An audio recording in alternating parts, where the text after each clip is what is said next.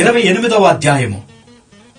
నీవు నీ దేవుడైన యెహోవా మాట శ్రద్ధగా విని నేడు నేను నీకు ఆజ్ఞాపించుచున్న ఆయన ఆజ్ఞలనన్నిటినీ అనుసరించి నడుచుకొని నీ ఎడల నీ దేవుడైన యెహోవా భూమి మీద నిన్న సమస్త జనముల కంటే నిన్ను హెచ్చించును. నీవు నీ దేవుడైన యెహోవా మాట వినిన ఎడల ఈ దీవెనలన్నీ నీ మీదికి వచ్చి నీకు ప్రాప్తించును. నీవు పట్టణములో దీవింపబడదు, ఫలములో దీవింపబడదు. నీ గర్భఫలము, నీ భూఫలము, నీ పశువుల మందలు, నీ దుక్కిటెద్దులు, నీ గొర్రె మేకల మందలు దీవింపబడును. నీ గంపయు, పిండి పిసుకుని తొట్టియు దీవింపబడును. నీవు లోపలికి వచ్చినప్పుడు దీవింపబడదు, వెలుపలికి వెళ్ళినప్పుడు దీవింపబడదు. నీ మీద పడు నీ శత్రువులను యెహోవా నీ ఎదుట హతమగునట్లు చేయును.